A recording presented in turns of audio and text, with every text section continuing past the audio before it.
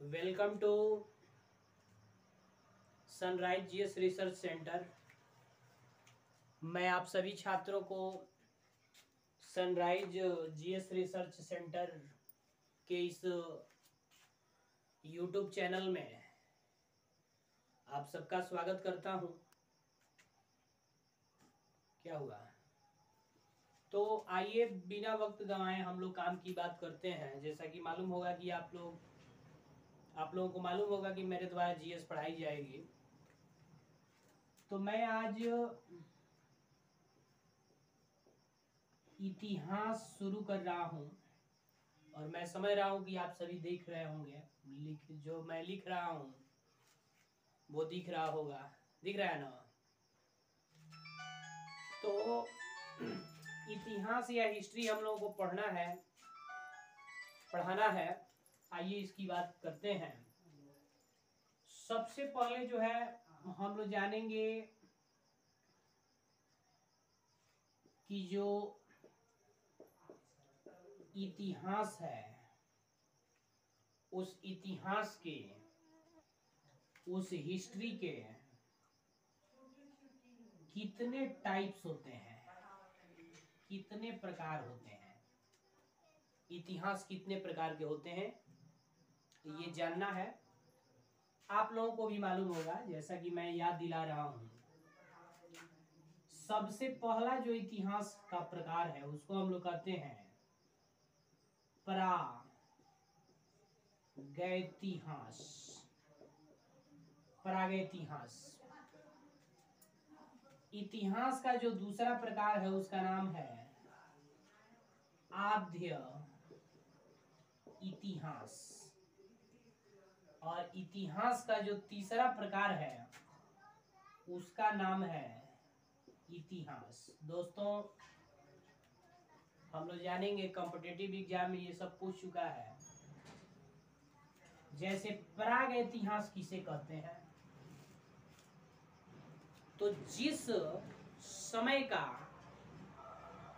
या जिस वक्त का या जिस घटनाक्रम का कोई लिखित विवरण उपलब्ध यदि नहीं है उसको हम लोग प्रागैतिहास कहने का मतलब ये है कि प्राचीन काल में कोई घटना यदि घटी हो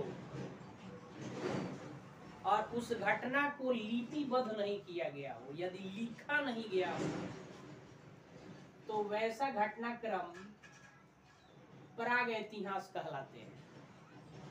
प्रागैतिहास।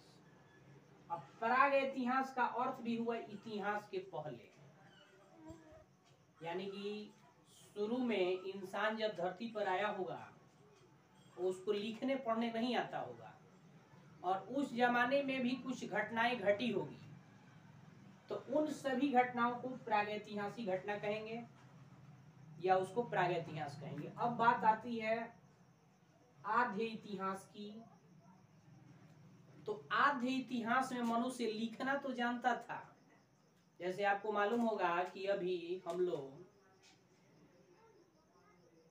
3 लिपि जानते हैं। अगर हिंदी लिख रहे हैं तो हिंदी की लिपि है देवनागरी। इंग्लिश लिपि है तो इंग्लिश अगर लिख रहे हैं तो इंग्लिश की लिपि है रोमन। और यदि उर्दू लिख रहे हैं तो उर्दू की लिपि है फारसी। यही 3 लिपियों का ज्ञान है हम लोगों को। लेकिन प्राचीन काल और सिंधु घाटी सभ्यता के लोगों को 64 गो लिपि का ज्ञान था। वे लोग 64 लिपि जानते थे। जैसे ग्रीक लिपि, ब्राह्मी लिपि, खरोष्टी लिपि, आरमाइक लिपि, ये सभी लिपि जानते थे वे सभी। और हम लोगों को अभी मात्र 3 लिपि का ज्ञान है। 3 लिपि हम लोग जानते हैं, यानी कि हम लोगों से 61 गो अधिक लिपि वो लोग जानते थे। तो वो लोग किसी भी घटना का अगर जिक्र किए हैं आरमाइक लिपि में, ग्रीक लिपि में, खरोष्टी लिपि में और ब्राह्मी लिपि में, तो आज का मनुष्य जो है उसको पढ़ करके उस इतिहास को समझ नहीं सकता है। तो जिस घटनाक्रम को लिखा गया हो लेकिन उसको पढ़ करके यदि हम लोग समझ नहीं पाते हैं तो उस तरह के इतिहास को हम लोग आधे इतिहास कहते हैं। यानी कि हम लोग ऐसे कह सकते हैं कि वैसा घटनाक्रम जिसका लिखित विवरण उपलब्ध हो परंतु पढ़ा नहीं गया हो, वो आधे इतिहास है। और जिस घटनाक्रम का लिखित विवरण उपलब्ध नहीं है वो प्रागैतिहास है। और जिस घटनाक्रम का लिखित विवरण है और हम लोग पढ़ करके समझ भी सकते हैं उसको हम लोग इतिहास कहते हैं। दोस्तों, इसके बाद ये जो इतिहास है, ये जो हिस्ट्री है, इस हिस्ट्री को, इस इतिहास को दो भागों में बांटा गया है। दो भाग में बांट दिया गया है मुख्य रूप से। एक को हम लोग कहते हैं भारतीय इतिहास और दूसरे को हम लोग कहते हैं विश्व इतिहास। यानी कि इतिहास को, हिस्ट्री को दो भागों में क्लासिफाइड किया गया है।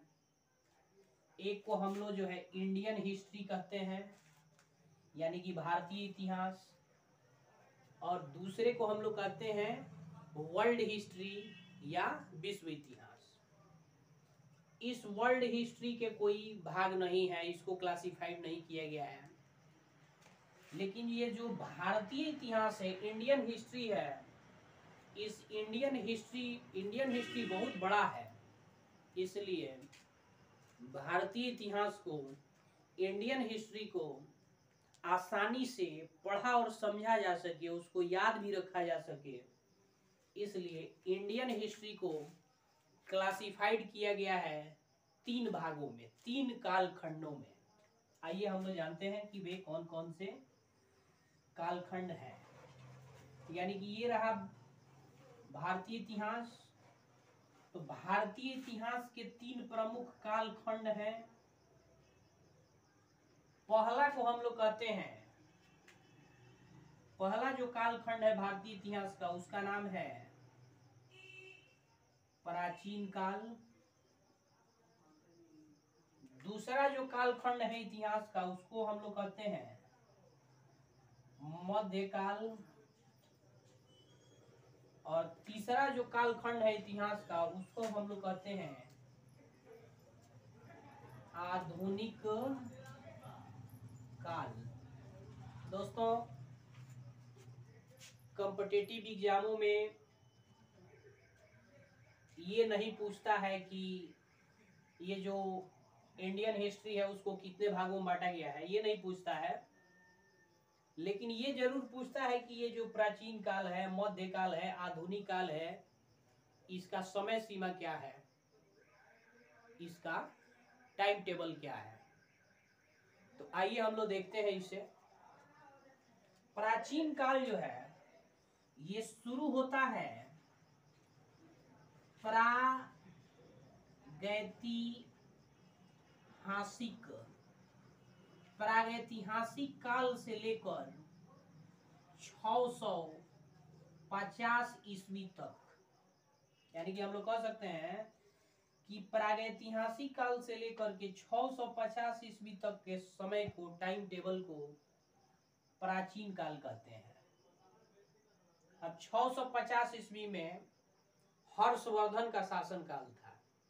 यानी प्रागैतिहासिक काल से लेकर के हर्षवर्धन के शासन काल तक का जो समय सीमा है उसको प्राचीन काल कहा जाता है। अब बारी आती है मध्यकाल की। तो मध्यकाल का समय सीमा है, शुरू होता है 650 ईस्वी से और ये चलता है 1707 ईस्वी तक। 1707 ईस्वी तक ये मध्यकाल हो गया। अब इस मध्यकाल को आप लोगों को मालूम होगा दो भागों में बांट दिया गया है। एक को हम लोग कहते हैं, एक को कहा जाता है पूर्व मध्यकाल। दिख नहीं रहा है। एक को कहते हैं, नहीं हो सकता है कि नहीं दिख रहा होगा तो आप लोग सुन सकते हैं, यानी कि ये जो मध्यकाल है ये तो दिख रहा होगा। मध्यकाल को दो भागों में बांटा गया है, एक को कहते हैं पूर्व मध्यकाल, दूसरे को कहते हैं उत्तर मध्यकाल। और फिर आता है इधर आधुनिक काल। तो आधुनिक काल का समय सीमा है यहाँ 1707 से लेकर 1947 ईस्वी तक। ये रूपरेखा है इतिहास का। चलिए एक बार और हम जिक्र कर देते हैं। जैसे इतिहास है, हिस्ट्री है, हिस्ट्री के 3 प्रकार हो गए। पहला हो गया प्राग इतिहास, यानी कि जिस समय मनुष्य को लिखने पढ़ने नहीं आता था और उस समय का जो घटनाक्रम है जिसको लिपिबद्ध नहीं किया गया है, तो वो प्राग इतिहास है। फिर मनुष्य को लिपि का ज्ञान हुआ, वो लिखना पढ़ना जाना, लेकिन उस लिपि को हम लोग पढ़कर नहीं समझ सकते हैं, तो वैसा इतिहास आदि इतिहास है। और फिर वर्तमान में जो घटनाक्रम है जिसको लिखा भी गया है और हम लोग पढ़ भी सकते हैं, तो उसको हम लोग इतिहास कहते हैं।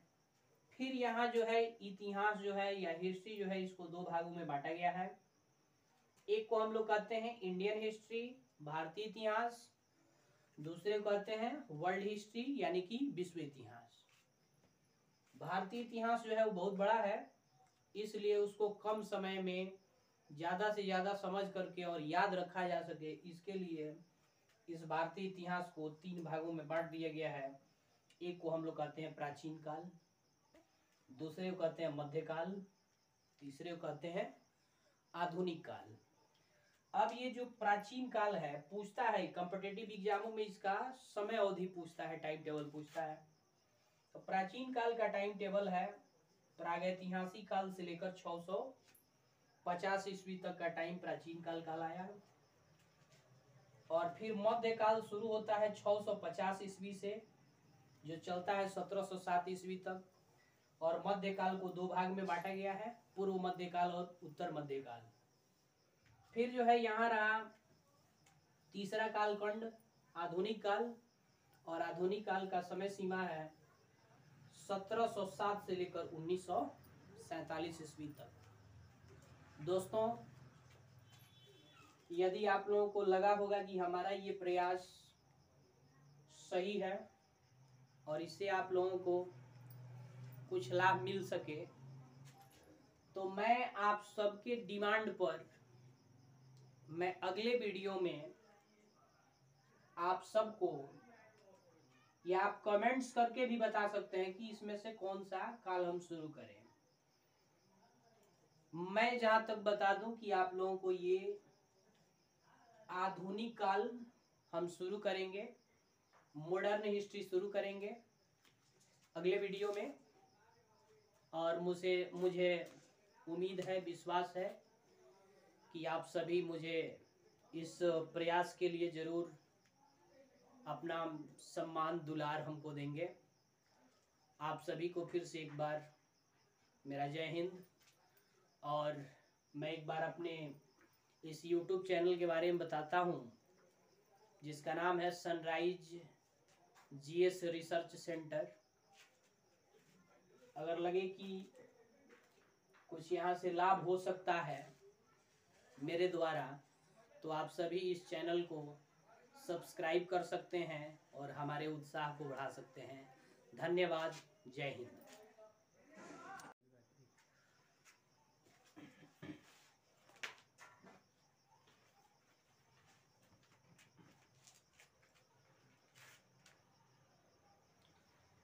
वेलकम टू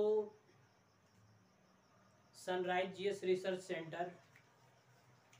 मैं आप सभी छात्रों को सनराइज जीएस रिसर्च सेंटर के इस YouTube चैनल में आप सबका स्वागत करता हूं। क्या हुआ? तो आइए बिना वक्त गंवाए हम लोग काम की बात करते हैं। जैसा कि मालूम होगा कि आप लोगों को मालूम होगा कि मेरे द्वारा जीएस पढ़ाई जाएगी। तो मैं आज इतिहास शुरू कर रहा हूँ और मैं समझ रहा हूँ कि आप सभी देख रहे होंगे, जो मैं लिख रहा हूँ वो दिख रहा होगा, दिख रहा है ना। तो इतिहास या हिस्ट्री हम लोगों को पढ़ाना है। आइए इसकी बात करते हैं। सबसे पहले जो है हम लोग जानेंगे कि जो इतिहास है उस इतिहास के, उस हिस्ट्री के कितने टाइप्स होते हैं, कितने प्रकार होते हैं, इतिहास कितने प्रकार के होते हैं, ये जानना है। आप लोगों को भी मालूम होगा, जैसा कि मैं याद दिला रहा हूं। सबसे पहला जो इतिहास का प्रकार है उसको हम लोग कहते हैं प्रागैतिहास। प्रागैतिहास।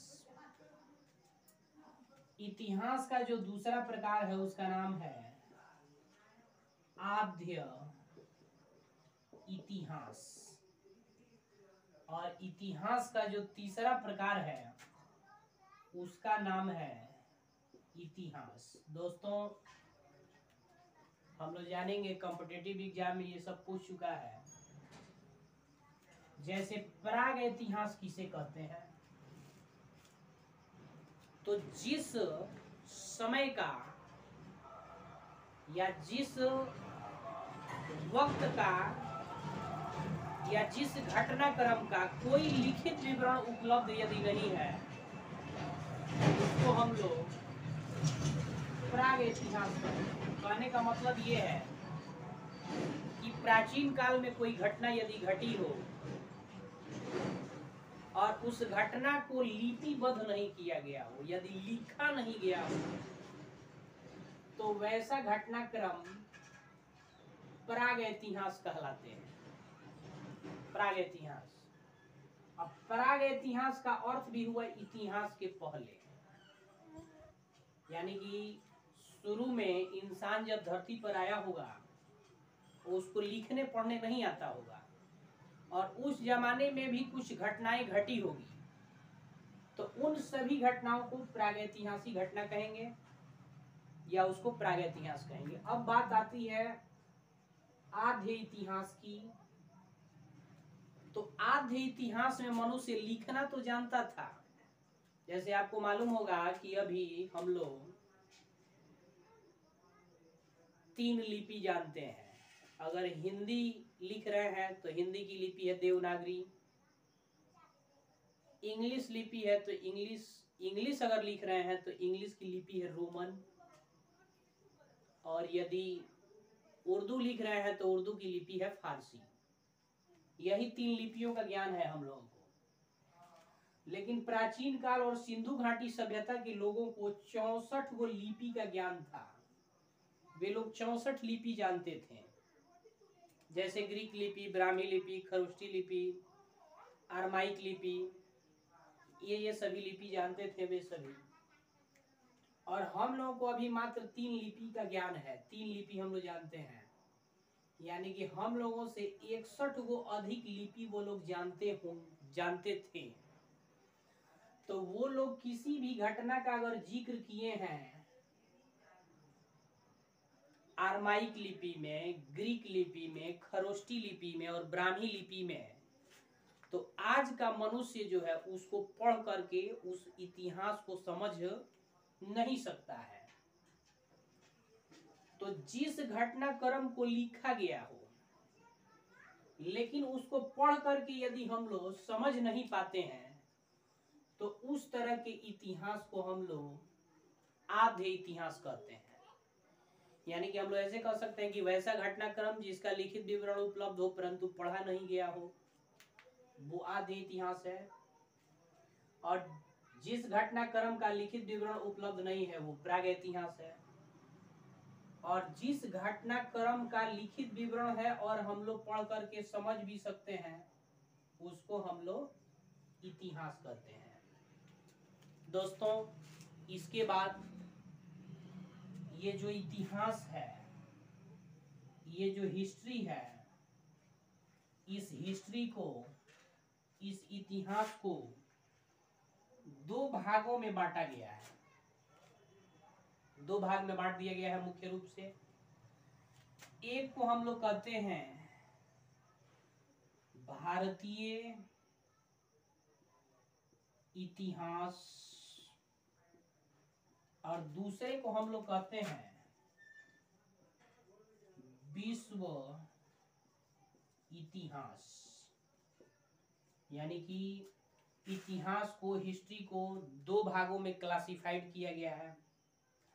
एक को हम लोग जो है इंडियन हिस्ट्री कहते हैं, यानी कि भारतीय इतिहास, और दूसरे को हम लोग कहते हैं वर्ल्ड हिस्ट्री या विश्व इतिहास।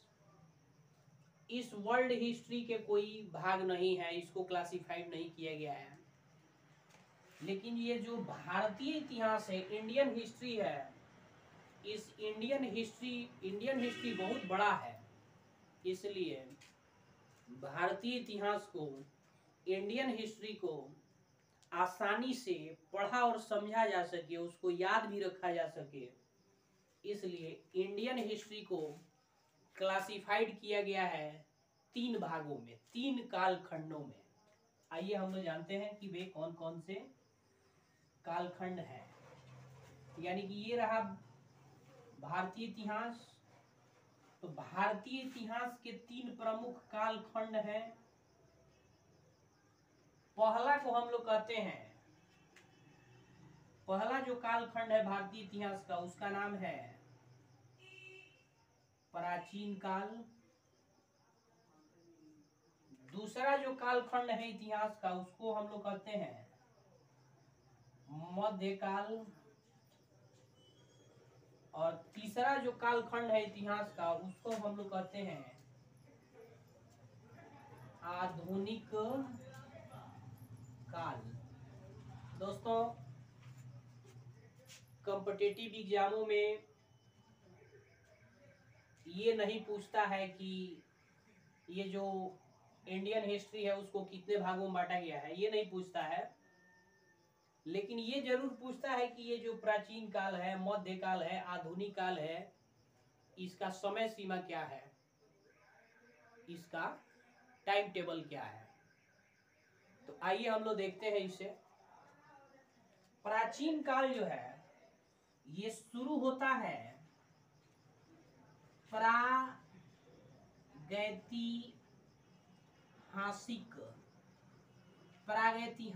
काल से लेकर 650 ईस्वी तक। यानी कि हम लोग कह सकते हैं कि प्रागैतिहासिक काल से लेकर के 650 ईस्वी तक के समय को, टाइम टेबल को प्राचीन काल कहते हैं। अब 650 ईस्वी में हर्षवर्धन का शासन काल था। यानी प्रागैतिहासिक काल से लेकर के हर्षवर्धन के शासन काल तक का जो समय सीमा है उसको प्राचीन काल कहा जाता है। अब बारी आती है मध्यकाल की। तो मध्यकाल का समय सीमा है, शुरू होता है 650 ईस्वी से और ये चलता है 1707 ईस्वी तक। 1707 ईस्वी तक ये मध्यकाल हो गया। अब इस मध्यकाल को आप लोगों को मालूम होगा दो भागों में बांट दिया गया है। एक को हम लोग कहते हैं, एक को कहा जाता है पूर्व मध्यकाल। दिख नहीं रहा है। एक को कहते हैं, नहीं हो सकता है कि नहीं दिख रहा होगा, तो आप लोग सुन सकते हैं। यानी कि ये जो मध्यकाल है ये तो दिख रहा होगा। मध्यकाल को दो भागों में बांटा गया है। एक को कहते हैं पूर्व मध्यकाल, दूसरे को कहते हैं उत्तर मध्यकाल। और फिर आता है इधर आधुनिक काल।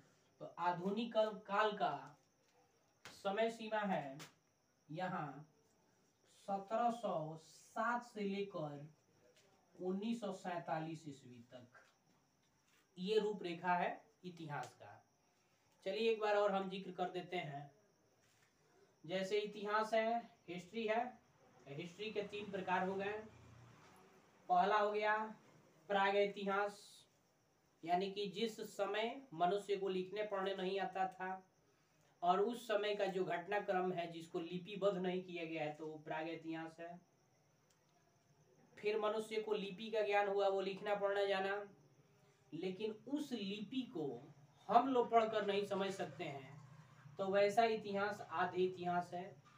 और फिर वर्तमान में जो घटनाक्रम है जिसको लिखा भी गया है और हम लोग पढ़ भी सकते हैं, तो उसको हम लोग इतिहास कहते हैं। फिर यहाँ जो है इतिहास जो है या हिस्ट्री जो है, इसको 2 भागों में बांटा गया है।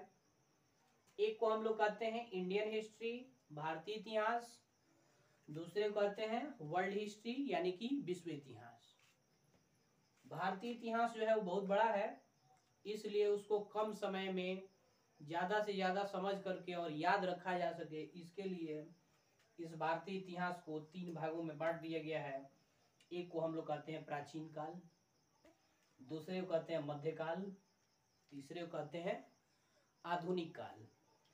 अब ये जो प्राचीन काल है, पूछता है कॉम्पिटिटिव एग्जामों में इसका समय अवधि पूछता है, टाइम टेबल पूछता है। तो प्राचीन काल का टाइम टेबल है प्रागैतिहासिक काल से लेकर 650 ईस्वी तक का टाइम प्राचीन काल कहलाया।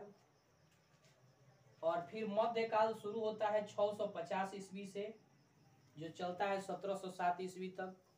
और मध्यकाल को 2 भाग में बांटा गया है, पूर्व मध्यकाल और उत्तर मध्यकाल।